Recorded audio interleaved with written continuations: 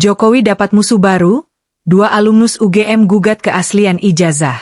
Presiden ke-7 Joko Widodo kembali digugat ke Pengadilan Negeri, PN, Kota Solo, Jawa Tengah terkait dugaan ijazah palsu.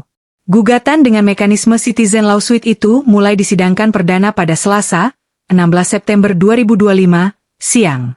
Perkara bernomor 211 PDTG 2025 PNSKT tersebut diajukan oleh 2 alumnus Universitas Gadjah Mada, UGM, Yogyakarta, Top Taufan dan Bangun Sutoto. Tergugat dalam perkara ini terdiri dari Jokowi sebagai tergugat I, Rektor UGM Profesor Ova Emilia sebagai tergugat 2, Wakil Rektor UGM Profesor Wening sebagai tergugat 3, serta Kepolisian Negara Republik Indonesia, Polri, sebagai tergugat 4.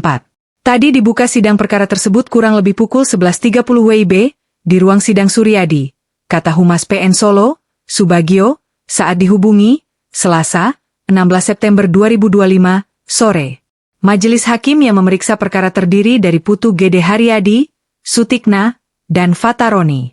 Dalam sidang perdana, para tergugat hadir secara langsung kecuali Polri. Kemudian Majelis Hakim terhadap perkara tersebut, memanggil lagi tergugat 4 YG belum hadir, pada sidang pada hari Selasa tanggal 30 September 2025, untuk hadir di persidangan, paparnya.